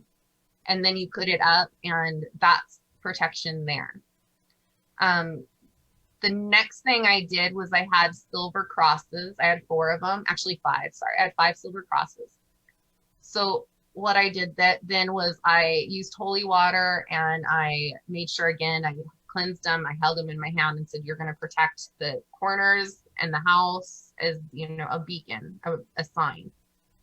So then, this is probably going to sound really silly, but what I did then was I saged down everything. So my backyard, I walked like a little this way, down, this way, down, this. Like I did we're it all mowing over the my lawn. backyard. And then once I got my backyard area, then I did my house, and I did it from the bottom going up, and I left my front door open. Once I did that, then I did the front yard. And then I have protection salt, that's where we kind of make salt that has protection elements. So it's got herbs, natural salt. In my case, I did use a little bit of cemetery dirt, but I did not get it from a person's grave. I got it from like under a tree because I didn't want to disrespect somebody's grave. But because that is holy, what do you call that? Consecrated. Consecrated ground. consecrated, yeah. Yeah. And so I put that like an outline, and then I left my driveway open. Did anyone see you digging up the cemetery dirt? I don't Even if you're know. by a tree, I'm I always imagine. like a little apprehensive. I'm like, I'm under a tree. There's some nosy lady across the street that somewhere was calling 911. Probably, yeah. So I left like a little opening in my driveway. So what I was doing was pushing him out, and I gave him one place to go out. So I made sure I got everything out. Then I finished sealing it, and I put the corners. There's crosses in every corner on the ground. In the middle of my house, on the bottom section floor, I put a cross there. So it's all just like, all crossed off and everything. I put holy water on all my walls, crossed it off, made sure it was all good. So doors. Did you hum the A-Team tune while you built this? No, I didn't, but I did do an Our Father, and then I asked that everything be kept very, only allow people with good intentions here, only allow spirits with good intentions. I will not allow anybody, don't allow anybody bad, whether it's human or demon or anything other. I don't want anything bad to even come, like just kick them out as soon as we're driving through the driveway. Don't allow anybody with any bad intentions coming to our door, even just let them go to the next house. That was kind of what I did. And then when I got done, I went back through the home with, I believe it was dragon's blood is what I had at the time. And so I did that to bring back the positive back into the home afterwards. So that's how I did my home. Now, it's going to be different for, your religion or lack of religion or whatever it is you want to do. That's something that you need to find and ask about with different people and research as much as you can to find what makes you feel comfortable. This is what made me feel comfortable. For me, it worked. I haven't had any issues. So, see, I always picture it like on the A-Team, they get a problem. Someone calls them up, and they go there, and then they witness, every time the evildoers, and then they flash to the shop that apparently is everywhere, and Mr. T is welding, and Hannibal is drawing up the plans, and that's kind of what I picture when you're telling me you're getting ready to build this defense. Now, you said crosses on the ground. Are they like you draw a cross somewhere on the ground? The crosses that I had put in holy water and cleansed off, and I did the, please don't let anybody, protected them using my hands and my intentions. And I put one in each of the corners of the property. So we had 4 corners. I put one in the middle of the house in a baseboard. Oh, so you're talking even outside. I put them even outside, and then one in the bottom of the house. Okay. In the middle. Now, you said it keeps out even people with bad intentions. That was the intention I put into it. Now, if you just go put a cross outside and you haven't put any intention into it, it's not going to. But the intention you put into it. So how would that work with like people, say a solicitor or something like that? Well, we do have, people that come to the house and they're like, hey, we're setting up solar panels or whatever. I'm just going to say solar panels. But I didn't put the intention out there to keep solicitors out. I said any humans who want to do harm will just go to the next house. Okay. Have you ever seen somebody like stop at your house and then just like keep walking? That would be an awesome study. Like, that's who it's for. Or better yet, you see them go to turn up the walkway and they fall right on their ass. Yeah, I have, well, not on the ass, but I do have videos of people starting to come up and then just turning around and walking away. Really? See? So just, you know how like we're talking about the gut instinct and the hairs popping up on the back of your neck. So they probably get that same feeling. They get that same feeling because guess what? I got some good intentions going on here and you're not coming in to mess with me. So they just turn around and walk away because it's not even worth the fight. So I'm sure that they get the spidey senses too. So the old man with the creepy teeth whistling down the street would walk right past your house. But, we have got to update your movies. I've heard instances where, girls were walking down the street and like the guy raped the girl who came down the street after him. And they're like, why didn't you attack me? And they're like, well, you had those 2 big men walking with you. So, I mean, I don't know if that's just like a story tell or if that's real, but I've always kind of had faith in that. Like, So like you know, the bad guy saw the guardian angels or yeah. That is a common that, and they've also interviewed like burglars. There was a project where they interviewed burglars to find out, how did you choose your houses? Let's see if we can't, help these security companies do a better job. Right. And in some instances, the burglar said, well, we saw the person in the window. And the people that corresponded with that said, there's no way there was somebody in the window. Yeah. Like, we were gone on vacation. But the burglar said, no, we definitely saw that there was somebody home in that house. Yeah. Yeah. That's wild and interesting stuff. I mean, I have some crazy stories. Like, even my grandma, she went to a retreat with a bunch of women, and they said, well, write down the question you have for God. To just write it down and put it on a piece of paper. We'll come and collect it, and then we'll kind of read them out loud and see what we get. And so she wrote down on there, like, why do I never hear you with me? And as soon as she put it into the basket, a woman from way across the room stood up and said, yay, child, I'm walking with you. I talk to you all the time, but you never shut up to listen. Oh. She just kind of was like, chatter. Yeah. Or, I mean, she would just have weird things like that happen to her. And I think that put a lot of why I do have really good faith, because we did have some really crazy stuff where, I had an uncle that was in Vietnam, and he was the only person I think who survived out of his whole platoon. And it was because somebody grabbed him as he was being shot at. He'd still got shot. He got shot in the shoulder, but it was because somebody grabbed him and like pushed him out of the way that he didn't get fully shot. So, and there was no way, because everybody else was just dead at that point, I do know a veteran who has a story of guardian angel saving his life. We're hoping to have him on the show sometime, but he moved away, so it'll have to be a remote setup. And this is a credible guy. He's not just he's a leader of the community, but he has a story. Yeah, without giving too much away, he's a stand-up guy. Yeah, been elected to several offices, and wow. So I mean, I have a lot of I don't think I would be comfortable if I came face to face with any kind of a demon or ghost. I can see myself not faring too well under those circumstances. Seriously.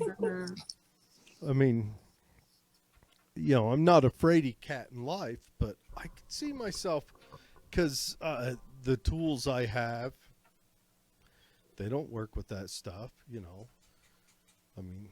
Well, I mean, in the Your situation pocket of knife? it being a human spirit, I mean, you just talk to them as you would any human spirit. Mostly they just want to have somebody actually see them. I kind of look at it as, imagine you don't know you're dead, and everybody's playing this really mean, we don't see you or hear you game.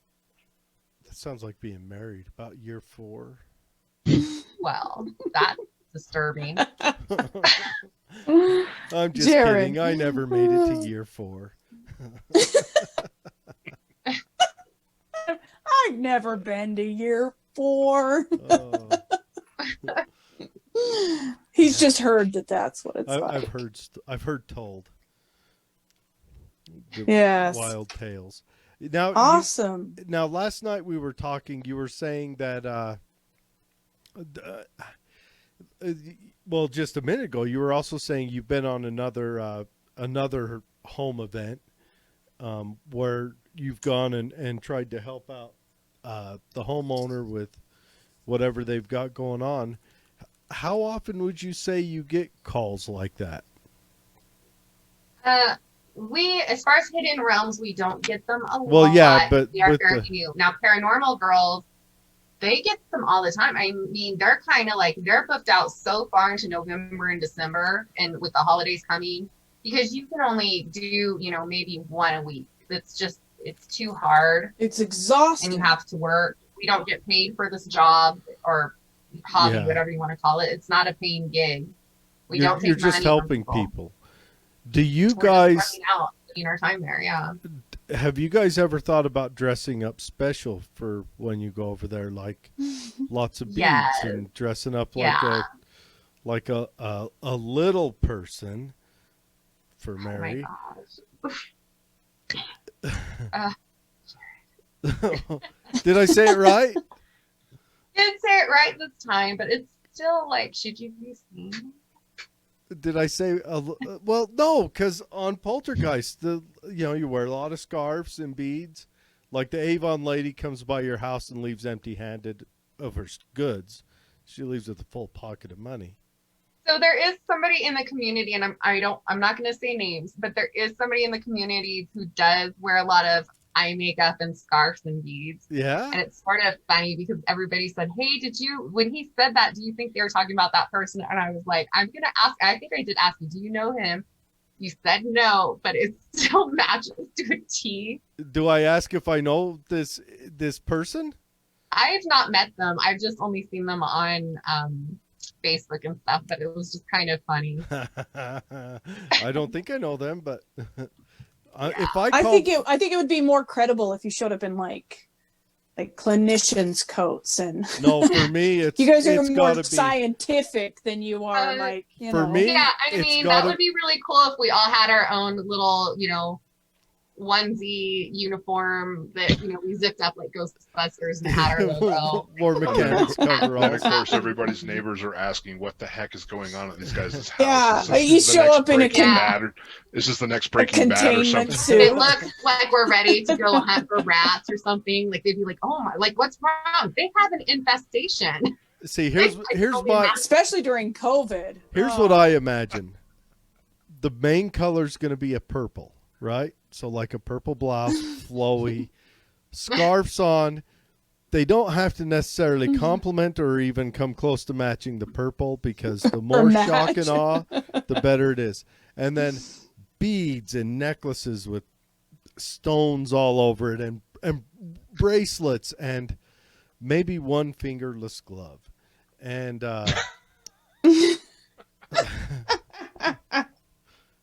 and they show up. That's funny. And and then they come in and check the house out. I want to hear kind of a squeaky voice with an accent.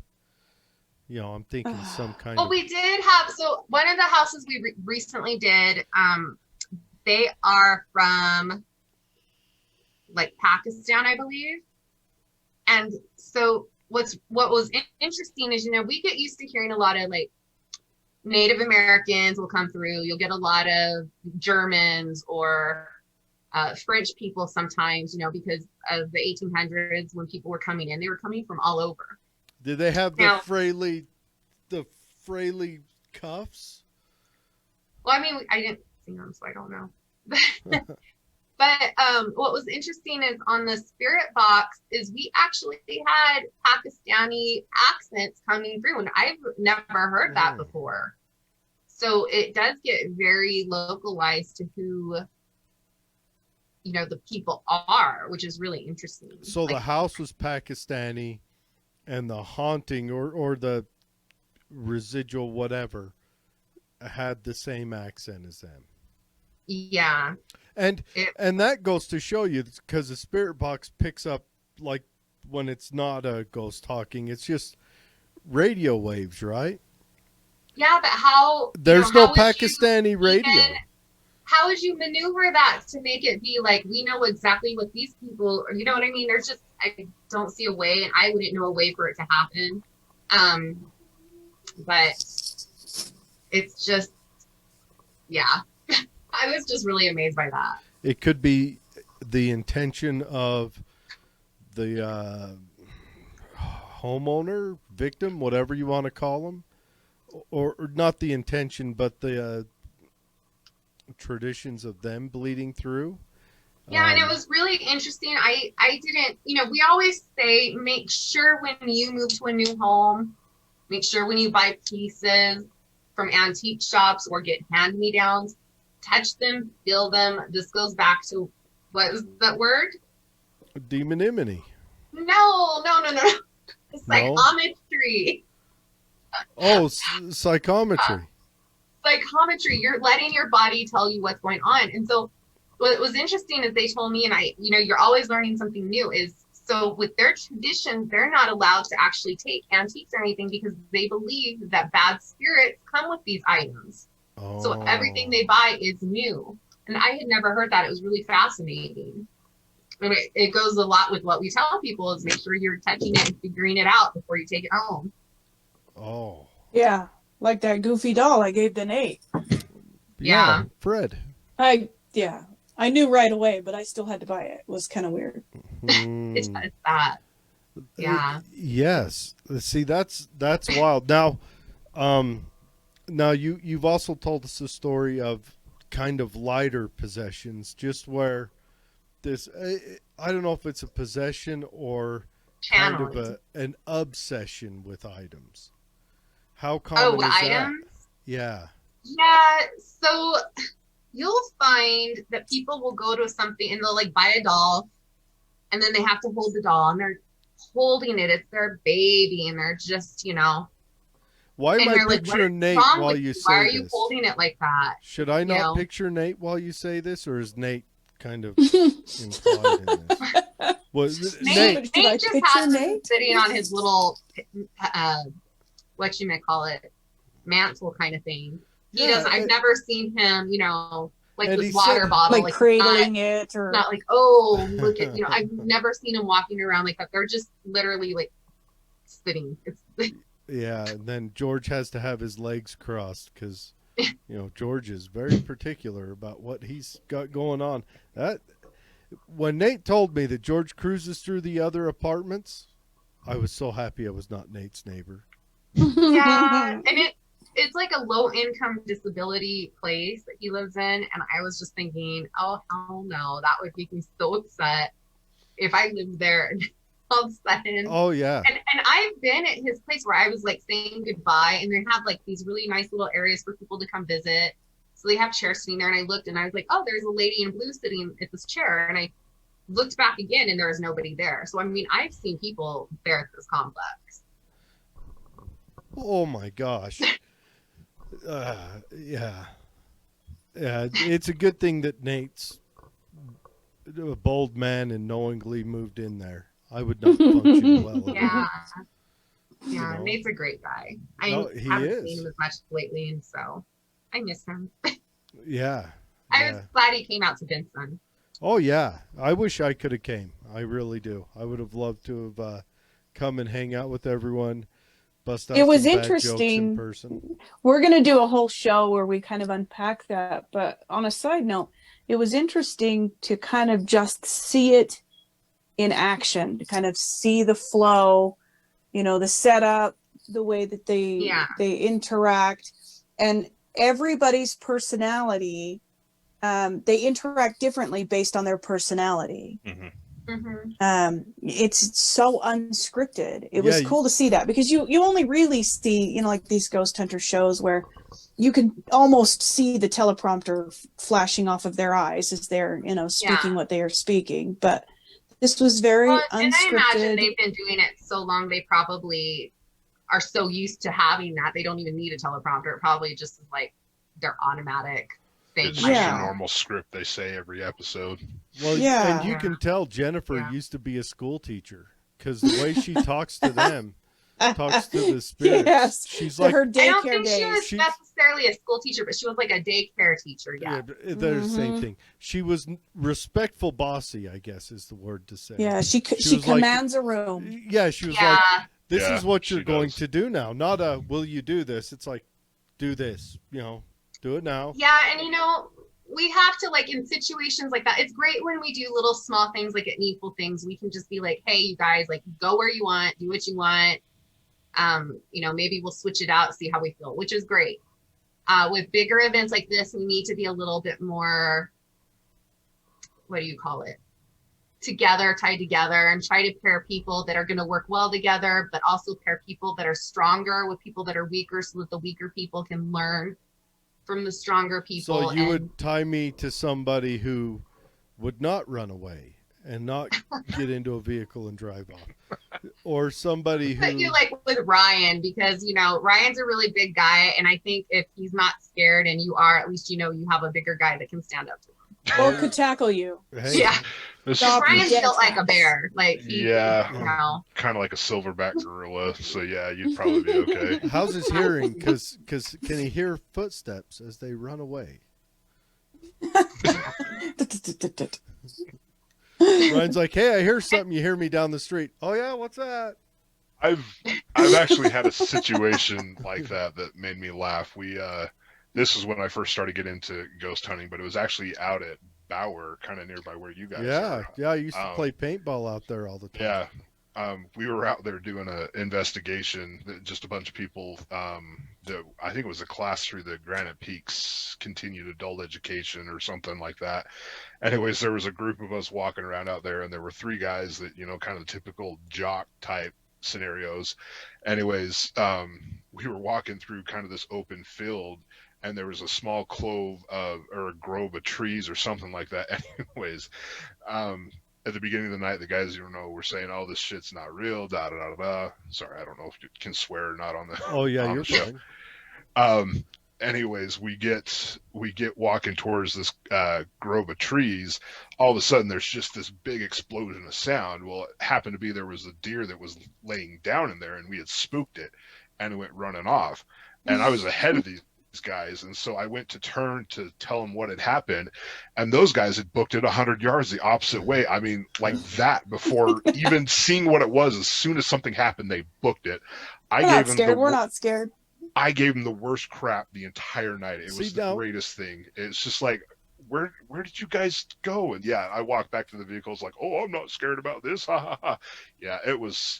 See, a deer wouldn't scare me because and that's the thing is I could see it running, but that loud explosion when in pitch dark, they just took right off. It was hilarious. Yeah, deer don't, and I've witnessed deer in the dark. That wouldn't spook me. You know what? No, I will never ever see a deer in the dark again. But you know what would? Hearing a voice and no body attached to it. No disembodied voice or nothing. Have you never been asleep where you just hear like Jared? No.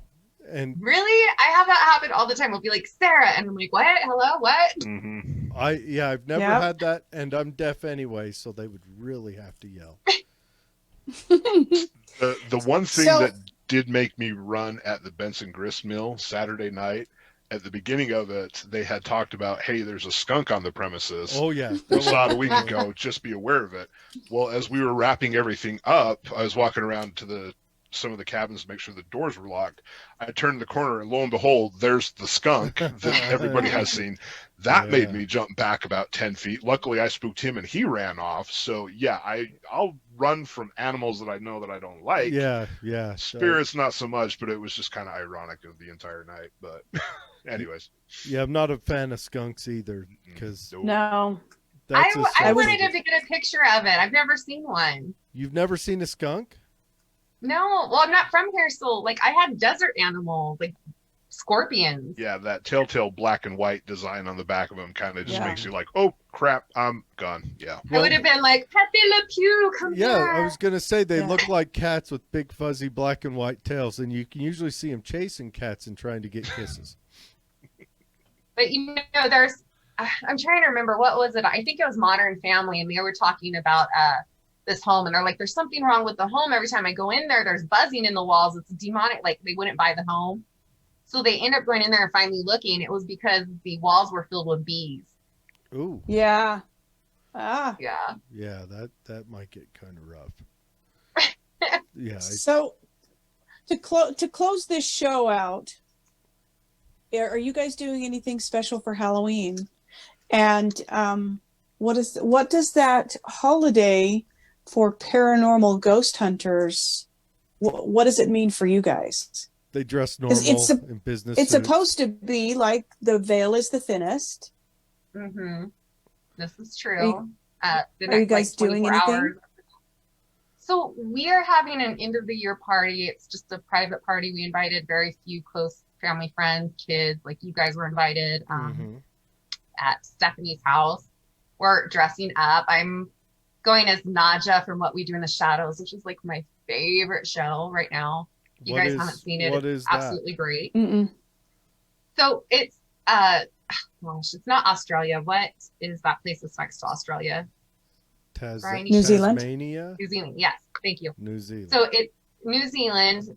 These people did a mockumentary of what it would be like if vampires lived there, and they have a spin-off series where like the cops are having to investigate these paranormal things. But they ended up taking the movie, which is just hysterical, and making it to where now there's a new set of vampires that are being documented from Staten Island, and they have like a human person who walks around with them as their what did you call familiar or whatever. It's supposed to help them with the daytime stuff, like making dental appointments or whatnot.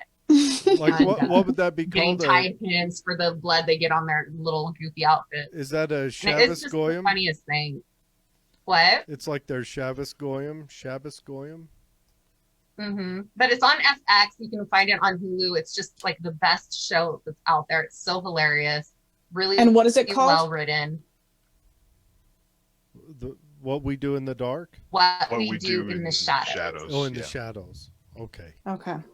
I'm always looking for good series to watch. Yeah. So, all right. Oh boy, that's it. Now you did mention last night possibly us coming on a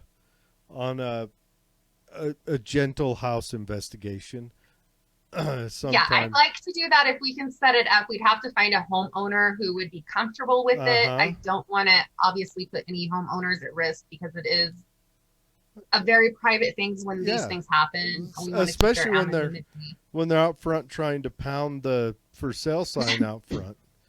Yeah, and and they're already in a vulnerable state, and I don't want to make it to where now their neighbors and friends and stuff are looking at them like they're crazy people. So we would just have to find somebody who's willing to allow that in there and make sure that like maybe we don't film the homeowners or the address from the outside or. Yeah, and I know that there's certain ways where people can be like, well, I know that this is from this area because I can find it on their, I know people who found my address because of a picture and sent me cards and stuff, which is just beyond crazy to me that you'd even go to that level of investigating. But I mean, it happens. We need to make sure we protect them at all costs. Yeah. But I think that would be a really fun. Well, even if we don't do video, we could just do like a chat about it after if we had to. But you noticed I did throw in their gentle home. And I'm thinking a high noon investigation. A nice sunny brunch right after the sun comes up. Yeah, we could do brunch and then go investigate. And then do second brunch. We do all of our investigating during the daytime when it happens. Sounds like a good idea.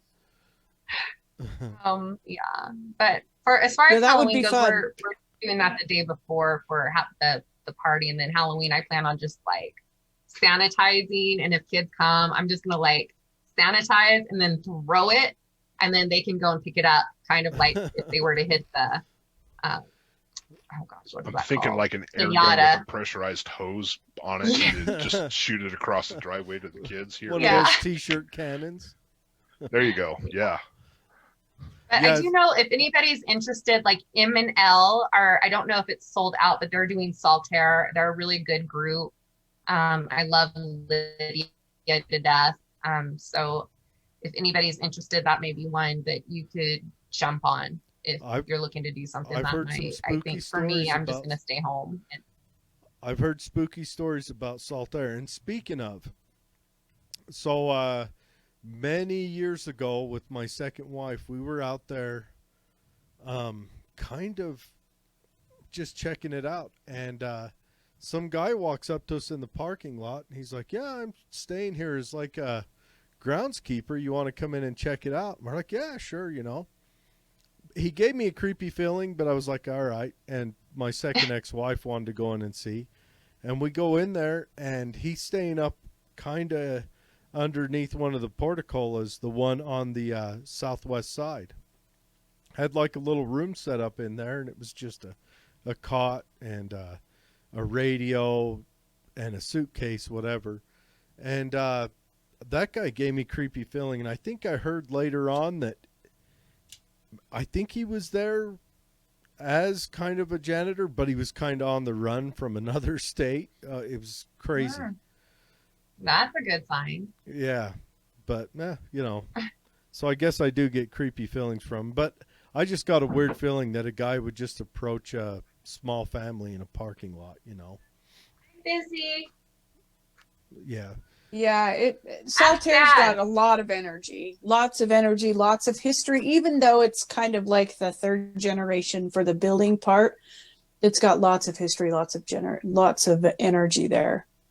Oh yeah. That would be a fun one. Definitely. Yeah. And then you have Saltaire Sally, who they found out there, poor thing. Yeah. But that's still an unsolved case. In fact, we just did that on one of our cold cases that Lindsay and Jennifer Whitlock ran that night. They just knew her, so. Yeah, I definitely want to come to the next one of those classes you have that I'm not a Typhoid Mary for. And I want to come to your Halloween event, but I'll kind of gauge and see how I feel prior to coming. I wouldn't want to please come don't there. come if you're sick. Yeah. I don't Maybe want if you do come, you could come in full quarantine, like come as a spaceman. Off of Monsters Inc. The big yellow suit. Maneuver it. We can put a beer bottle. You know. Heck yeah. Heck yeah. That'd be pretty fun. All right. So before we close this out, any final thought? And I want to get with you, Ryan, after you're done. I would like to see that video from your SLS setup that you picked up the Yeah, I'll have to get it from Sarah. She's got the SLS right now. I don't have access to that footage, but I can get that within a couple of days, and I can definitely email it to you and kind of show you where it was and whatnot. It was pretty interesting, to say the least. So yeah, maybe we can do that tomorrow while we're hanging out till the party. Yeah, there you we go. can probably do that. That sounds perfect. So. Because I apparently have to use it to check out the bathroom now. Oh, the bathroom at the party?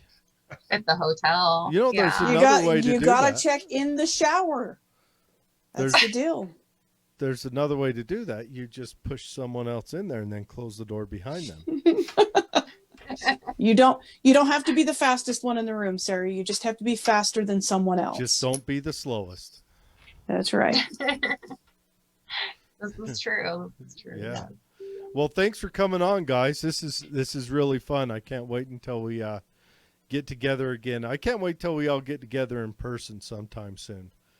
I think yeah. No, and hopefully the painting I'm working on will be dry, because right now it's very wet.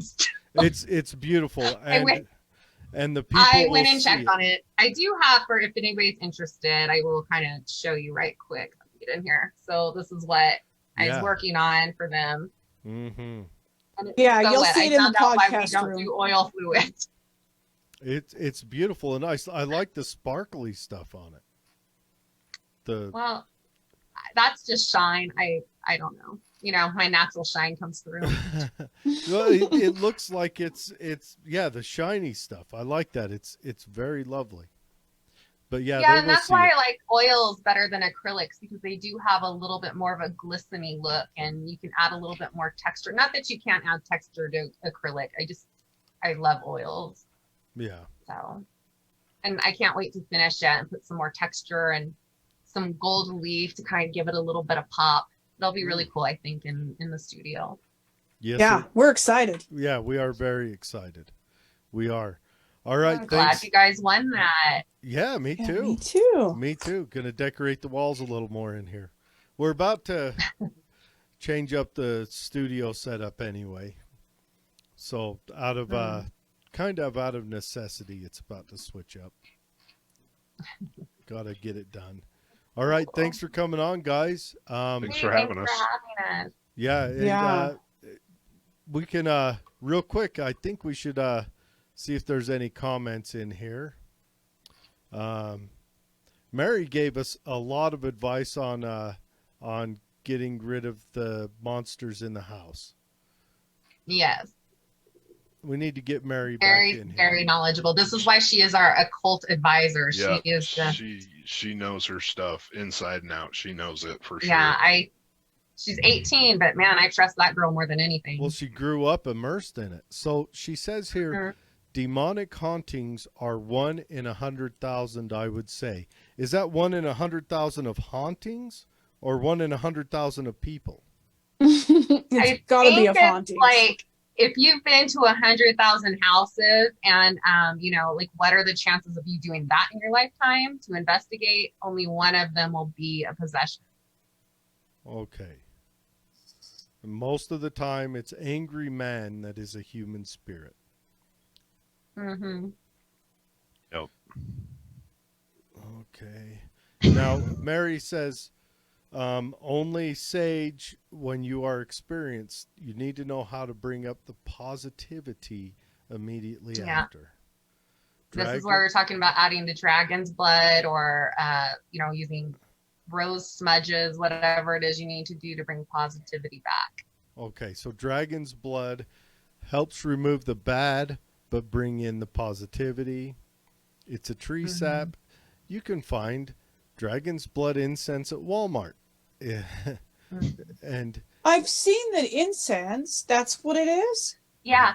And if you want the dragon's breath, which is the one that's non-toxic for pets, I do know that there is a store here, Austin. It's where I usually see the Cat in the Cauldron, and he actually makes them. He makes all the stuff by hand. I think other people do too, but he's usually the one I'm in contact with, and so he does make the non-toxic one for people to use. I could definitely see it being sold at a place called the Cat in the Cauldron.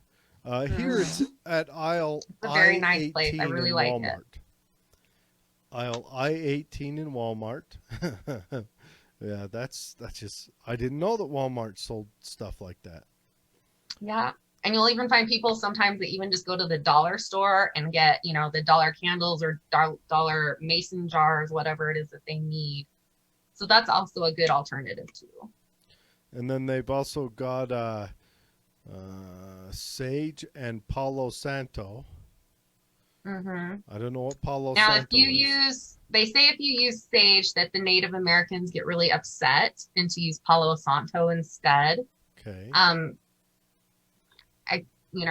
And then you'll find people that are very much like, because the Native Americans, it's their thing, don't use sage at all because you're taking away from them. Now, the sage I use is actually sage I grow in my backyard, so I'm not purchasing it from anybody. But Well, I mean, kind of to each their own. I can't see why they would be mad. I mean, anyways, I don't need to go off on a tangent on any of that. On origination of. I never, I didn't know it was, intellectual property. Yeah. Okay. Man, I would like to sit. Cody says, "Go as Bubble Boy." I would like to sit Mary down and just like kind of let her just free flow and grill her on this stuff. Mm-hmm. Yeah, and I was telling you last night, like Mary with her being the occult advisor, and then you have Chelsea Patterson, who is our new metaphysical advisor. Oh, they would mesh really well together. That'd be a fun show to talk about Mercury in retrograde and Uranus. Right, I know. They're telling me this all the time, and I'm like, I'm just pissed off. And they're like, oh, well, Mars is in retrograde right now. I'm like, oh, well, all right. Yeah, I would like to know what happens when Uranus is in retrograde. Oh, Jared. You're like a 12-year-old boy. We've graded me. I'm 8.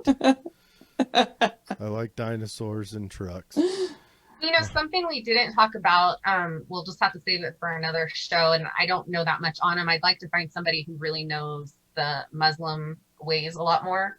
But you have the jinn. I know quite a bit they about. They are separate from demonic. Yeah, I know quite a bit about the theology. I don't know any of their ways, but I would say I'm at third grade level novice on like jinn, where they come from and what they are. Because I love theology, all religions.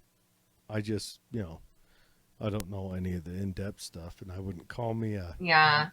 Well, even, the priest that, he's from here, he's from Ogden, his name's Father Tilly. He was saying that he had to spend 7 years. Well, they waited 3 years to finally accept him because they weren't sure if he was going to stick to being a Catholic. And then he had to go 7 years of studying before they finally said, you know enough to be a priest. So it's a lot of, and that's intense studying. That's not just our run of the mill. I got an extra hour today, I may study. So how long does it take for a layman, Yeah, they the Catholic priesthood, well, a lot of the evangelical ministries and what have you. I mean, their schooling set up, and I would say as far as Christianity goes, the Catholics are probably the ones that go through the most schooling. Well, I do know that priests under Orthodox Christianity do quite a bit of study as well. And then different it just depends. Not all of them go through seminary. One of the people who just took over for the church I was going to back home, I think he just kind of grew up in it and was teaching youth groups and different things, and ended up getting more involved in it, and that's how he ended up landing the gig he has now at the church. But not all of them go through seminary. Well, I do know a minister who got his certificate in a half hour. Are we talking about you? Yeah. He was funny. He was like, I can teach marriage counseling now. We were like, no, you cannot. Oh, sure can. See what I did there? Don't do that. Learn from my mistakes. Yes. All right. Well, thanks for coming on again, guys. Hopefully I'll be able to see you at the Halloween party. I'll just do a self-check and see how I feel. If I feel like there's any twinginess or anything, I'll just shoot you a message and tell you I can't make it. But I would like to be there. Yeah, well, it's bring your own beer and potluck. So I can definitely bring my own beer, and that'll be my own beer that I made. That's right. Nice. Yes. All right. You guys have a very good night. And, we'll have to get together again in person real soon. Yeah. Well, maybe not real soon because I'm going to be out of it. Yeah. A month and a half away. I hope. I hope. Well, hey, to everybody out there, happy Halloween. Don't drive drunk. Oh, yeah. Stay safe, wear masks, whatever it is you need to do to not get germs. And don't play with Ouija boards, all that good stuff. Yeah, don't eat candy that's already been opened. We all know this. Oh, yeah. Isn't there supposed to be razor blades and needles and stuff? Anyways. Right, we're going back to the 80s, but yes. Yeah. All right, everybody. Have a great night. You too. Thanks for joining.